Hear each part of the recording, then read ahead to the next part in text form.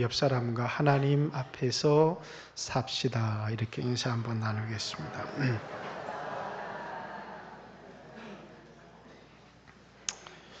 하나님 앞에서 삽시다. 이 말보다 어려운 말이 없습니다.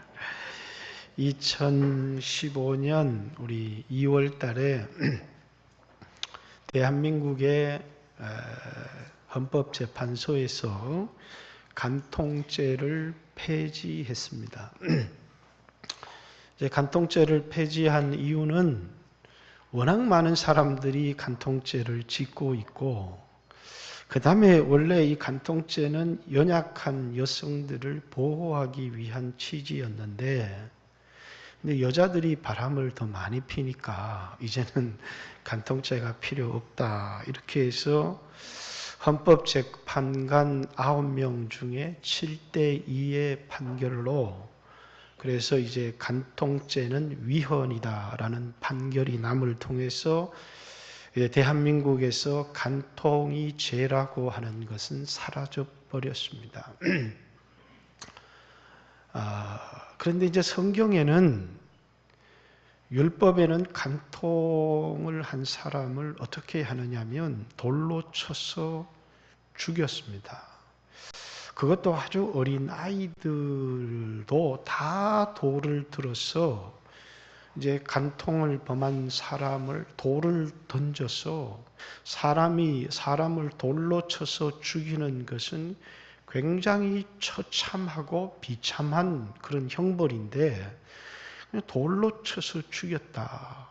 왜 성경은 그런 형벌을 하게 했을까? 그것도 아주 조용한 장소에 가서 인간다운 죽음으로 이렇게 죽게 하지, 어린아이들과 모든 사람들 앞에서 공개적으로 돌로 쳐서 죽이게 했느냐 하면 이 죄가 굉장히 심각하다라고 하는, 죄의 심각성과 죄의 결과가 얼마나 무서운지를 사람들에게 각인시켜 주는 것입니다.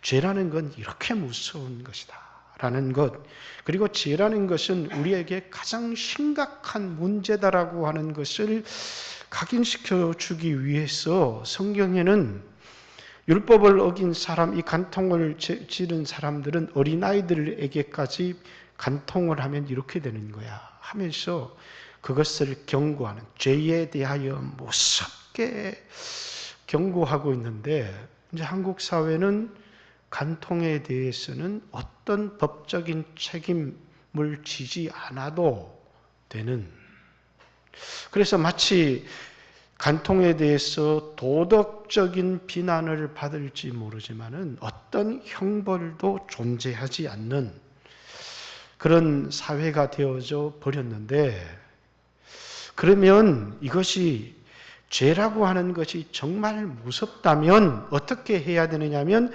많은 사람이 죄를 짓고 있다면 이 간통죄는 5년, 3년, 2년 이럴 것이 아니라 간통을 범한 사람은 사형에 처한다. 이렇게 해서 죄를 강화시켜서 많은 사람들이 죄를 짓지 않도록 해야 옳은 것인데, 죄가 얼마나 무서운 것인지에 대한 인식이 없기 때문에 많은 사람들이 죄를 짓고 있기 때문에 이것은 더 이상 죄가 아닌 걸로 합시다. 이렇게 결론을 내려버렸다라는 것입니다. 그러면 이 죄가 아무것도 아니냐라는 것입니다. 많은 사람들이 죄를 지으면 우리에게 찾아오는 무서운 결과가 있습니다. 첫째는 뭡니까? 이제 집에 가서 남자가 바람을 피우면 아내에게 웃으면서 사랑해 이렇게 이야기를 하는데, 그게 뭡니까? 아주 비양심적이라는 것입니다. 아주 위선적인 사람이 되어지면서 자기의 양심을 속이는 것입니다. 아내도 그렇고 남편도 그렇고 양심적으로는 얼굴을 마주해서 눈을 맞추고 떳떳하게 설 수가 없는데, 그런데 자신의 양심을 감추면서 사랑해. 이렇게 이야기를 하는 한 번, 두 번, 그렇게 이야기를 하면서 제가 가지고 오는 결과가 뭐예요? 양심을 더럽혀버리고 양심을 굳어지게 만들고 그리고 이 양심이 죽게 만들어버리는 게 죄가 굉장히 무서운 것이라는 것입니다. 죄는 처벌을 하지 않으면 그만인 것이 아니라 이 죄는 양심을 굳어지게 만들어버리는. 그래서 사람들은 양심이 어디 있어? 양심이 굳어지는 것에 대하여서 어떤 것도 느끼지를 못하는 것입니다. 대한민국 사회가 굉장히 마적으로 번성했지만 사람들이 죄 때문에 양심이 굳어져 가는 사람들이 굉장히 많은 거예요. 인간이 양심을 이용해서 참말을 하는지 거짓말을 하는지를 만들어낸 도구가 거짓말 탐지기입니다. 이게 이제 사람에게 양심에 찔리는 질문을 했을 때 거짓말을 해도 거짓말 탐지기에서 왜 양심이 있기 때문에 여러분 개나 돼지한테 거짓말 탐지기를 사용하면 아무런 효과가 없습니다. 그러나 사람에게는 양심이 있기 때문에 양심은 거짓말을 할 때 입으로 거짓말을 할 수는 있어도 몸에 변화가 일어나기 때문에 그래서 이 양심을 이용한 것이 거짓말 탐지기인데 거짓말 탐지기를 통한 기록은 법적인 효력을 발휘하지를 못합니다. 왜냐하면 양심이 죽어버린 사람들한테는 거짓말 탐지기가 아무런 효력이 없기 때문입니다. 인간에게만 있는 것이 이게 양심인데 자꾸 거짓말을 하고 자꾸 죄를 짓다가 보면 뭐가 되어지는 거예요? 양심이 굳어져 버리는 것입니다. 그래서 그 사람은 겉은 다 멀쩡한데 양심은 완전히 죽어있는. 그래서 양심을 진찰할 수 있는 방법, 양심을 고칠 수 있는 방법이 없는 것입니다. 또 하나의 죄가 무시무시한 결과를 가지고 오는 것은 뭐라고요? 하나님의 진노를 가지고 온다는 것입니다. 그래서 우리는 한 번 죽지만 하나님 앞에 서야 되는데 그 죄 때문에 무시무시한 하나님의 진노를 피할 길이 없다는 거예요. 사람들은 죄를 속이면 그만이다 이렇게 생각할지 모르지만 세상의 법정에서는 간통은 죄가 아니다 이렇게 선언하면 그만일지 모르지만 하나님의 율법에는 간통은 죄요. 그 죄를 계속해서 짓게 되면 그 사람의 양심은 자꾸 굳어져만 가는 것이고 그리고 그 죄 때문에 하나님의 진노를 피할 수가 없다라는 것입니다. 구약의 율법의 제사라고 하는 것은 이제 간통을 범한 사람을 돌로 쳐 죽이는 율법뿐만 아니라 짐승을 피를 흘려서 죽여서 제사를 드리는 이유가 어디에 있느냐면 그것을 통해서 뭐라고요? 사람들에게 죄라고 하는 것이 얼마나 심각한 것인지를 그 제사가 깨닫게 해주는 것입니다. 죄라고 하는 것은 이렇게 심각한 것이다. 사람의 양심을 죽여버렸어. 사람에게 있는 가장 사람답게 하는 보화가 뭐냐면 양심인데 사람이 양심이 화인을 맞아버리고 양심이 굳어져 버리고 양심이 죽어버리면 짐승이랑 하나도 다를 바가 없기 때문에 죄는 사람을 짐승처럼 만들어버린다. 그런데 하나님께서 인간이 처음 죄를 짓고 나서 왜 숨었느냐? 그러니까 부끄러워서 숨었습니다. 양심이 찔린 거거든요. 부끄럽다는. 그러면 내게 먹지 말라고 한 실과를 먹었느냐? 하나님이 이렇게 물어보는 이유가 어디에 있습니까? 벌써 거기에서 인간의 양심이 찔리기 때문에 하나님이 물어보시는 것이라. 왜? 인간이 죄를 짓고 나면 양심에 가책을 느끼게 되어 있고, 그 양심의 가책을 느끼는 사람들이 내가 이제는 이런 죄를 짓지 말아야 되겠다 하고 바른 삶으로 돌아오는 것이거든요. 근데 계속해서 반복해서 죄를 짓다가 보면 그만 사람은 양심이 굳어져 버리는 거예요. 이게 죄가 무서운 것입니다. 또 하나의 죄가 무서운 건 뭐라고요? 하나님의 진노를 불어일으키기 때문에 이 죄라고 하는 것은 너무너무 무서운 것입니다. 여러분, 우리 인간에게 있는 보화는 내가 좋은 은사를 가졌다, 그것도 보화일 수 있고, 좋은 부모님을 만나서 많은 재산을 물려받았다, 그것도 보화일 수 있지만, 인간에게 가장 큰 보화는 양심인데, 양심이 죽어버리면 더 이상 인간은 더 이상 인간답지 못하게 된다라는 사실입니다. 그래서 하나님은 구약의 제사를 통해서 죄의 심각성을 가르쳤고, 죄의 결과는 죽음이라고 하는 사실을 가르친 것이 제사입니다. 죄는 우리 인간이 짐승에게 죄를 전가하기는 하지만 죄라고 하는 건 심각한 것이다. 그리고 그 죄의 결과는 반드시 죽음이고, 생명이신 하나님 앞에 나가려고 하면 이 죄를 해결하지 않고는 그 누구도 하나님 앞에 나갈 수가 없다는 것을 제사라고 하는 제도를 통해서 가르친 거예요. 그래서 제사는 세 가지를 보여주는 것입니다.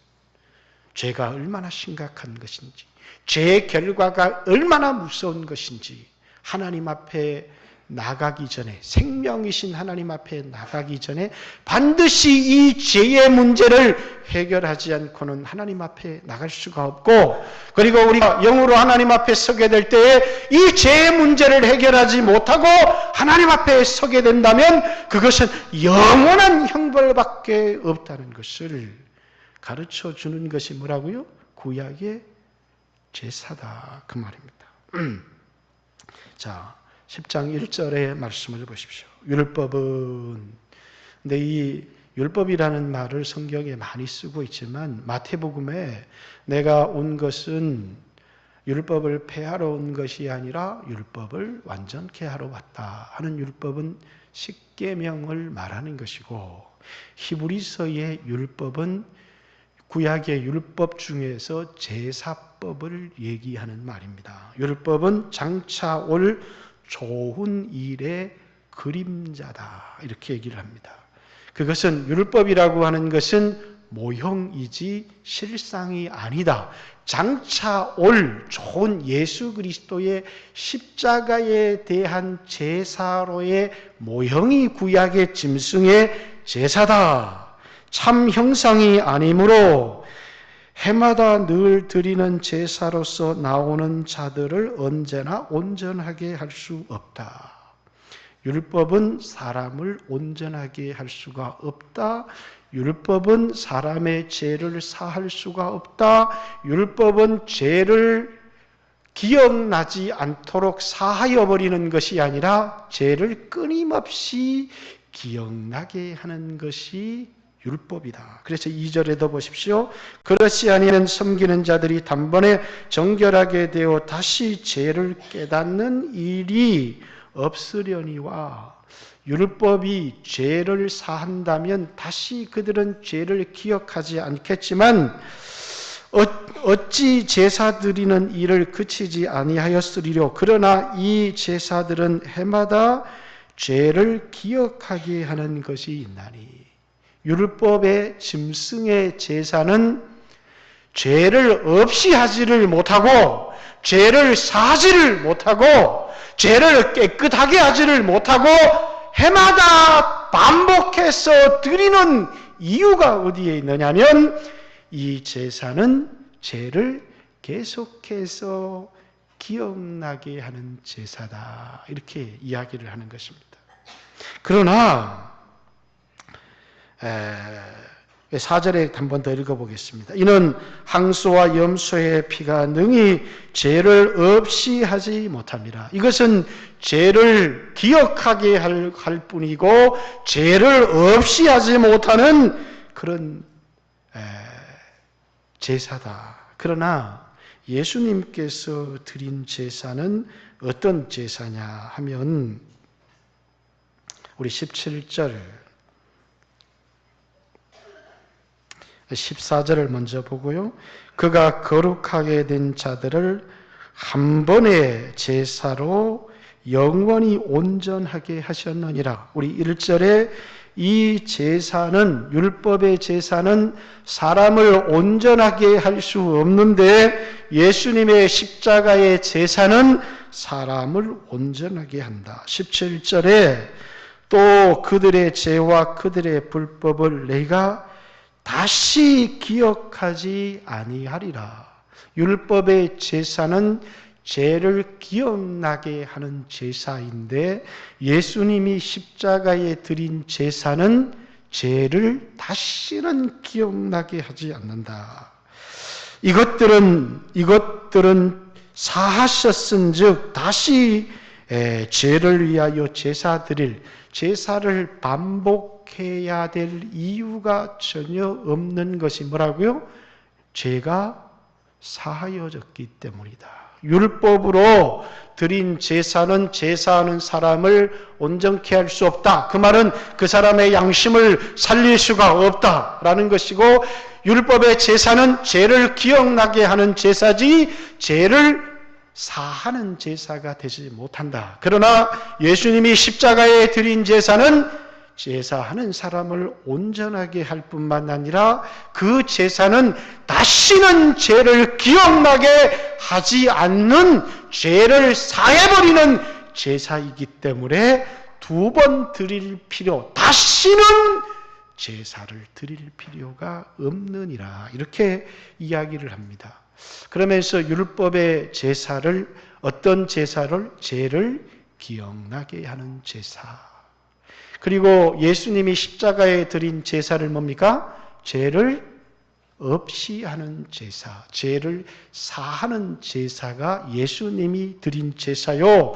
율법의 염소와 항소의 피로 드린 이 제사는 죄를 없이 하거나 제사하는 사람을 온전하게 할 수도 없고 날마다 죄를 기억나게 하는 제사일 뿐이다. 11절, 12절에 있는 말씀도 한번 비교해 볼까요?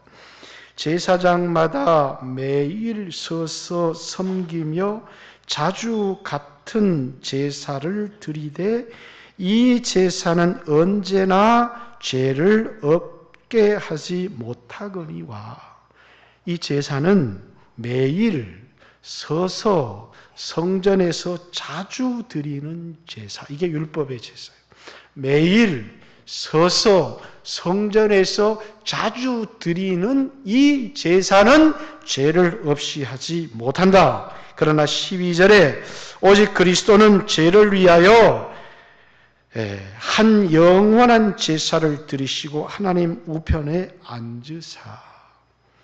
예수님은 제사를 자주 드리시는 게 아니라 제사장이 서서 매일 날마다 반복해서 드리는 제사가 아니라 한 번 제사를 드리시고 계속 제사를 드리기 위하여 서 있는 게 아니라 하늘 보좌 우편에 앉으셔서 한 번의 제사로 영원한 이 제사를 완성시켜 버리셨다. 이렇게 얘기합니다. 그래서 이 제사는 완전한 제사요. 우리로 하여금 다시는 죄에 대하여 기억나지 않는, 우리의 죄를 완전히 사해서 구원의 확신을 가지게 하는 제사다. 이렇게 얘기를 합니다. 자, 그런데 여기에 좀 문제가 있습니다. 오늘 우리들이 드리는 제사에, 오늘 우리들이 드리는 예수님의 십자가의 보혈을 의지하고 드리는 예배에 좀 문제가 있는 것 같아요. 자, 구약에 하나님의 백성들이 짐승의 피로 제사를 드릴 때 처음에는 뭐라고요? 죄책감을 느꼈어요. 그리고 하나님은 그 죄책감을 통해서 죄의 심각성을 깨닫게 하기를 원하셨어요. 그리고 죄사함의 경험을 통해서 새로운 삶, 이제는 죄를 떠나는 삶을 살아가게 하기를 원하셨던 것이 하나님께서 이 제사를 주신 것의 의미라는 거예요. 그래서 내가 거룩하니 너희도 거룩해라. 이렇게.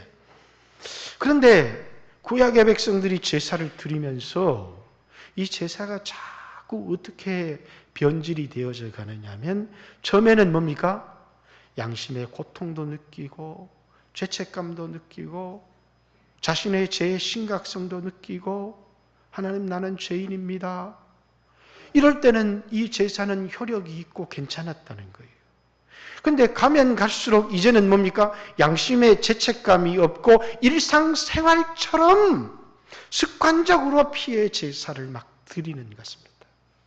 그리고 죄의 유혹이 오면 뭡니까? 죄가 얼마나 심각한지, 그리고 이 죄의 결과로 또 한 마리의 그 죄가 없는 짐승이 죽어야 된다. 죄의 결과는 죽음이다. 이렇게 생각을 해서 죄의 심각성을 생각하고 죄를 떠나는 것이 아니라 뭐라고요? 가지고 뭐 한 마리 드리면 되지. 그러면서 사람들이 죄에서 떠나는 것이 아니라 점점 더 성전에서 피의 제사가 늘어가기 시작하는데 성전이 전부 다 피바다가 될 만큼 많은 피의 제사를 드리는 것입니다. 그러니까 하나님께서 이사야서에 보면 내가 피를 기뻐하는 것이 아니고 뭘 기뻐하신다는 거예요? 의를 행하기를 원하신다는 거예요. 그런데 그들은 짐승을 잡아서 제사를 드리면서 양심의 가책을 느끼고 올바른 삶으로 돌아가야 되겠구나. 죄가 우리를 망치는 것이구나. 죄는 하나님의 진노를 불러일으킬 뿐만 아니라 죄라고 하는 것은 우리의 양심, 이 인간을 짐승처럼 만들어버리는 것이 죄구나. 이렇게 해서 죄에서 떠나기를 원해서 짐승을 죽이는 피의 제사를 하나님이 드리게 했는데 나중에는 어떤 양심의 가책도 느끼지 않으면서 습관적으로 짐승을 잡아서 죄를 드리면서 하나님 앞에 복을 요구하는 이런 제사가 습관적으로 드려지기 시작하니까 처음에는 이게 막 습관적으로 드려질 때까지는 또 하나님이 참으셨는데 나중에는 뭡니까? 이게 또 깨끗한 짐승을 드리기가 또 아까운 겁니다. 그러니까 뭐예요? 이거는 집에서 잡아먹자니 찝찝하고 팔자니 돈도 안 나가는 병신 짐승을 잡아서 드리기 시작한 겁니다. 이게 속죄 제사의 타락이에요. 원래는 죄의 심각성을 깨닫고 이것을 통해서 우리의 양심이 회복되어지고 그리고 그것을 통해서 하나님 앞에 피를 의지해서 생명 대신 하나님 앞에 나가기를 원했던 것이 하나님의 뜻인데 이 제사를 인간은 어떻게 하나님은 피를 너무 좋아하시나 보다. 하나님이 피를 좋아하시는 것이 아니라 이 제사를 통해서 우리가 양심이 살아나기를 원하셨고 죄를 떠나기를 원하셨고 거룩한 삶을 살기를 원하셨는데 인간은 뭐라고요? 하나님 피를 좋아하시 피를. 그래서 끊임없이 피의 제사를 드리면서 뭐라고요? 하나님 앞에 복을 요구하더라는 거예요. 처음에는 그래도 제사를 드릴 때 깨끗한 짐승을 드리더니 나중에는 그것도 아까워지기 시작해서 먹기도 곤란하고 팔아도 값이 없는 병들고 저는 것들을 가지고 와서 하나님 앞에 제사를 드리기 시작했다는 거예요. 이것이 타락한 속죄 제사입니다. 이스라엘이 멸망한 것은 제사의 타락에서 시작되는 거예요. 제사의 타락에서 시작되어지니까 그들은 뭡니까? 양심이 살아나지도 못했을 뿐만 아니라 그들은 하나님의 법을 어길 수밖에 없는, 그리고 그 법을 어겨도 이제는 뻔뻔하게 법을 어기기 시작하더라는 거예요. 그러면 오늘도 이 땅에 예수의 피로 제사를 드리는 우리들에게도 오늘 우리에게 이런 현상들이 일어날 수 있다는 거예요. 예수의 피의 제사를 통해서 하나님은 뭡니까? 두 가지. 첫째는 하나님의 진노를 누그러뜨리는 것이고 그래서 피가 하나님의 진노, 예수님이 십자가에 달리셨을 때 엘리 엘리 라마 사박다니 하시니 나의 하나님 어찌하여 나를 버리셨습니까? 하나님의 진노가 십자가에 달리신 예수님에게 막 쏟아진 것입니다. 그래서 하나님은 그 아들 예수님이라고 할지라도 죄를 짊어지시니까 거기에 진노를 막 쏟아 부으신 거예요. 여러분과 저에게 쏟아 부어야 될 그 진노를 예수님께서 우리의 죄를 대신 지시니까 그 진노를 다 담당하신 것입니다. 그리고 또 하나는 우리는 그것을 통해서 우리의 굳은 양심, 죽은 양심이 살아나야 되는데 오늘 우리는 제사를 드리면서 이렇게 얘기를 합니다. 이 예수의 피는 하나님의 진노를 하나님과 우리를 화목하게 만들어준다. 그까지는 너무 좋아요. 맞아요. 근데 뭐는 살아나지 않는다고요? 양심이 살아나지 않는다고요.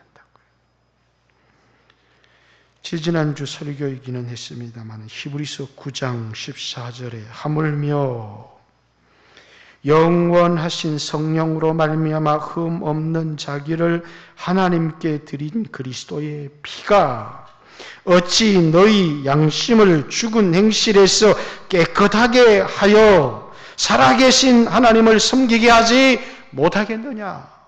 예수의 피는 우리의 양심을 깨끗하게 해서 하나님을 섬기게 만들어주는 역할을 하는 게, 그래서 예수의 피는 하나님의 진노를 누그러뜨려 줄 뿐만 아니라 그 피는 우리에게는 어떤 효과가 일어나야 된다는 거예요?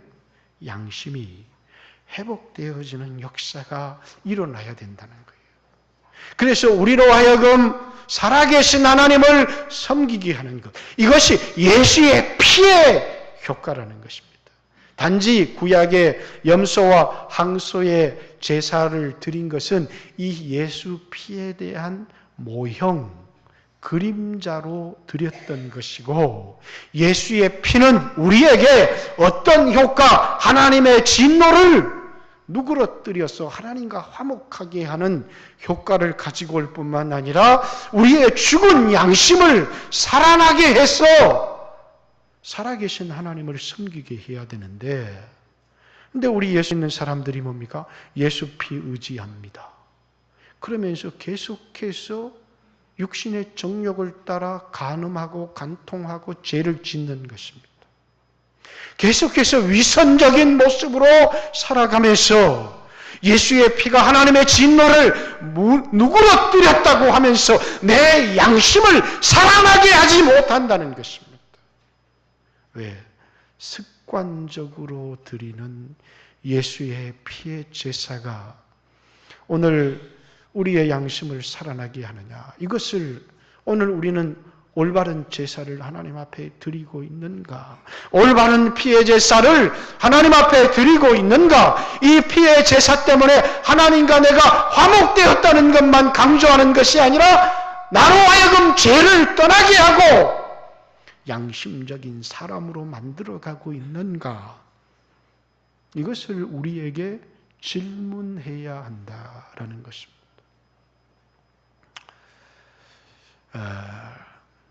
내일 새벽부터 이제 교회되게라고 하는 이제 특별 새벽 기도를 합니다. 여러분, 교회가 교회된다고 하는 것은 어떤 것입니까? 이 세상에 교회만 할 수 있는 일이 뭡니까? 사람들이 많이 모이면 그것이 교회다운 것입니까?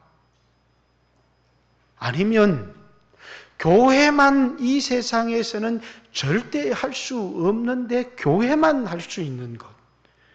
구약 성경은 그때 예루살렘에 죄를 씻는 셈이 터지리니 이렇게 얘기를 합니다. 교회라고 하는 건 뭐라고요? 죄를 치료할 수 있는 이 세상의 유일한 기관이, 세상 사람들은 죄를 심각하게 생각하지 않습니다. 그리고 죄는 숨겨지면 그만이다. 이렇게 생각합니다. 자신의 양심의 문제를 심각하게 생각하지 않습니다. 돈이 없는 것이 문제고, 간이 굳어져서 간암이 되어지는 게 문제지, 양심이 굳어지는 게 뭐가 문제냐? 이렇게 생각할지 모르겠습니다. 제가 병원에 입원을 했을 때, 그 옆 병동이, 여기는 신장 이식 병동이고, 옆 병동이 간 이식 병동이에요. 그래서 거기 휴게소에 가면 간 이식 환자들이 많이 오는데, 그 사람이 나는 돼지고기를 많이 먹으면 고지혈증, 간에 기름을 낀 걸 뭐라 그러죠? 지방간에 걸리는 줄 알았는데, 얘기를 들어보니까 술을 많이 먹어서 술을 많이 먹으면 지방간이 걸린다. 자기는 스트레스를 받는 일이 있어서 술을 일주일에 3번, 4번 먹었더니 병원에 가서 지방간이라고 해서 별 대수롭지 않게 생각을 했는데, 계속 그래도 술을 먹었는데 어느 날 보니까 자기가 전혀 인식하지 못하는 사이에 간이 돌처럼 딱딱하게 굳어버렸더라는 것입니다. 4번을 걸쳐서 이식 수술을 했는데도 안 된다는 것입니다. 간의 문제는 뭐라고요? 돌덩어리처럼 굳어질 때까지 본인이 고통을 인식하지 못한다는 거예요. 아프다. 그 순간에는 늦어버렸다는 것입니다. 왜? 간은 우리에게 통증을 가져다 주지를 않아요. 근데 제가 얘기하려는 건 간 얘기가 아니에요. 뭐 얘기입니까? 양심 얘기예요. 사람은 자신의 양심이 굳어져 가는 것을 인식하지를 못하는 것입니다. 근데 여러분들이 계속 죄를 지음에도 불구하고 이제는 죄책감이 느껴지지 않아요. 그럼 뭐라고요? 자꾸 양심이 굳어져 가는 것입니다. 예수 믿는 사람에게 가장 무서운 게 뭔지 아십니까? 양심이 병들어 버리는 것이. 우리가 하나님을 섬기는 것은 양심이 살아있어야 되는 것이고, 우리 인간에게 있는 가장 큰 보화가 있다면 그건 양심이라는 것입니다. 세상의 병원에는 간을 치료합니다. 그리고 눈도 치료하고 위도 치료합니다. 그러나 어떤 병원도 양심을 치료해 주지는 못합니다. 그런데 오직 교회에서는, 교회를 교회되게 하는 것은 뭐냐면, 사람들에게 죄를 숨길 수 있다고, 죄가 자기에게 쾌락이 된다고, 죄가 자기에게 유익이 된다고, 그러나 양심이 치료된 사람은 함부로 죄를 짓지 않는다는 사실입니다. 오늘날 교회가 살아있으면 세상은 이처럼 타락하지는 않을 것입니다. 그런데 오늘날 예수의 피 하면서 이 예수의 피조차도 하나님의 진노를 누그러뜨려서 나로 복을 누리게 한다고 강조하지만, 이 하나님의 아들의 피가 우리의 죽은 양심을 살아나게 하지 못한다면, 여러분, 이것이 하나님의 진노를 누그러뜨리고 나로 육신의 복을 누리게 해달라고 요구하면서 내가 깊은 죄책감을 느끼고 양심의 고통을 느끼고 육신의 쾌락보다 내 마음에 눌려지는 이 양심의 고통이 훨씬 더 크게 느껴지지 않는다면, 그러면서 많은 사람들이 육신의 쾌락을 누리면서 양심의 고통을 느끼지를 못한다면, 여러분, 예수를 처음 믿을 때, 양심이 살아났을 때 조금 죄의 손을 대봅니다. 그럴 때 우리는 뭡니까? 가슴이 콩콩콩콩콩콩콩콩 이렇게 뛰어요. 하나님 앞에 벌 받는 건 아닌가? 2번, 3번 되어져도 아무 일도 일어나지 않습니다. 그러면서 뭐라고요? 괜찮네. 죄를 지어도 사업이 잘 돼요. 바람을 피워도 가정이 화평하고 들통날 줄 알았는데 괜찮아요. 그러면서 뭡니까? 양심은 서서히 굳어져 가는 것입니다. 사랑하는 성도 여러분, 교회는 양심을 치료하는 것입니다. 이것이 교회를 교회되게 하는 본연의 기능입니다. 예수 믿는 사람은 가난을 두려워하지 않습니다. 예수 믿는 사람은 병이 두렵지만 예수 믿는 사람이 정말 두려운 것은 양심이 죽는 것입니다. 하나님은 우리에게 아들 예수 그리스도를 보내주셔서 십자가에 피 흘려서 한 번에 영원한 제사를 드려서 죄를 없이 함을 통하여서 하나님의 진노만을 누그러뜨려 주신 것이 아니라 우리의 양심을 살아나게 하시는 것입니다. 그래서 예배는 양심으로 드리는 것입니다. 하나님 앞에 서게 되면 여러분 양심의 고통을 느끼면 그래도 예수의 피를 의지해서 하나님 앞에 나와서 나는 죄인입니다. 이 더러워진 양심을 주님의 피로 씻어 주십시오. 그리고 다시는 그렇게 살지 않게 해 주십시오. 이렇게 기도해야 되는데 그런데 사람들은 하나님에게서 멀리 가버립니다. 왜? 하나님은 빛이기 때문에 빛 가운데 나오는 그 순간에 자신의 추함이 드러납니다. 사람 앞에서는 떳떳한 것 같고 당당한 것 같으나 여러분 예배를 드릴 때 양심의 고통을 느낀다. 그것은 우리에게 큰 소망인 것입니다. 아직도 양심이 살아있다는 것이고 뿐만 아니라 너의 죽게 된 것을 붙들어서 살아나게 해야 된다는 사실이에요. 사랑하는 성도 여러분, 여러분들이 예수의 피를 의지해서 그 피로 말미암아 죄 사함에 대한 확신을 가지십시오. 어떤 짐승의 피도 우리의 죄를 사하지 못했지만 예수의 피가 죄 사함을 준다는 확신을 가지고 마음의 평안을 가지십시오. 그리고 하나님의 양심을 따라 살아갈 때 이 평안은 깨지지 않습니다. 여러분 마음의 평안을 깨뜨리는 것을 멀리하십시오. 이미 죄라고 하는 것은 아무런 증상이 나타나지 않는 것 같지만은 죄책감과 우리의 마음의 평화를 깨뜨리는 것이 죄라는 것입니다. 아내가 남편 몰래, 남편이 아내 몰래 죄를 지을 때 마음의 평화가 깨어지기 시작합니다. 겉으로는 태어난 척 할 수 있을지 모르겠습니다. 그러나 마음의 평화가 깨어지고 그리고 하나님 앞에 몸은 나올 수 있지만 영혼으로 하나님 앞에 나갈 수가 없는 것입니다. 우리가 마음에 결심하고 내가 돌아서리라 하고 하나님 앞에 우리의 죄를 고백하고 주여 당신의 피로 내 죄를 씻어 주십시오. 이런 결단이 있을 때 우리는 뭐라고요? 하나님 앞에 나갈 수 있는 것입니다.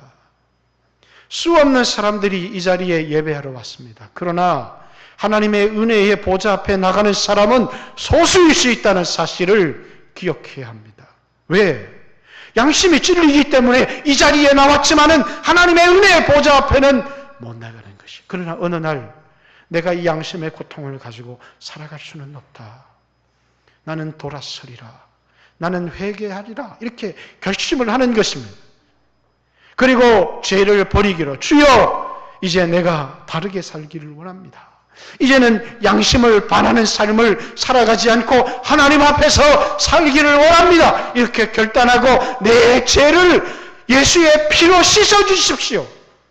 그리고 그 사람은 하나님의 은혜의 보좌 앞에 나가서 하나님이 주시는 죄사함의 평화를 누리게 되는 것입니다.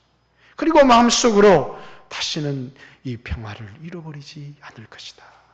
너는 마음속에 이 평안을 잃어버리지 않을 것이다. 왜? 이전에 육신의 쾌락은 늙었지만 마음의 고통을 느꼈거든요. 양심의 아픔을 느꼈다는 것입니다. 그런데 이제는 육신의 쾌락을 뒤로 할지 모르지만 그러나 말할 수 없는 주님과의 친밀함을 느끼고 주님의 함께 계심을 느끼고 마음의 평화를 느낀다라는 것입니다. 사랑하는 성도 여러분, 오늘 여러분들이 주님 앞에 이곳에 나왔지만 혹 예수의 피가 하나님의 진노를 누그러뜨린다는 사실을 의지하고 있으면서도 여러분들이 양심적인 삶을 살지 않았다면 오늘 예수님 앞에 결단하십시오. 내가 버리지 못했던 죄를 오늘 버리고 돌아서리라. 이렇게 결단하고 예수님, 당신의 피로 내 죄를 깨끗하게 씻어주십시오. 그리고 내 마음에 평화를 누리게 해주십시오. 새로운 삶을 살아갈 수 있도록 도와주십시오. 기도하며 하나님 앞에 나가고, 그래서 여러분의 양심이 살아나고 하나님을 섬기는 하나님 앞에서의 삶을 살아가고 하나님이 주시는 은혜와 은총을 누리는 귀한 성도들이 되시기를 주님의 이름으로 축복합니다. 혹 내 양심이 화인 맞았다 생각하는 사람은 주여 이 양심을 고쳐주십시오. 어디에도 이 화인 맞은 굳은 이 병든 양심을 치료할 곳이 없습니다. 예수의 피가 아니고는 내 양심을 치료할 수 없습니다. 같이 한번 하나님 앞에 기도하는 시간을 갖겠습니다. 주여 하신 후에 같이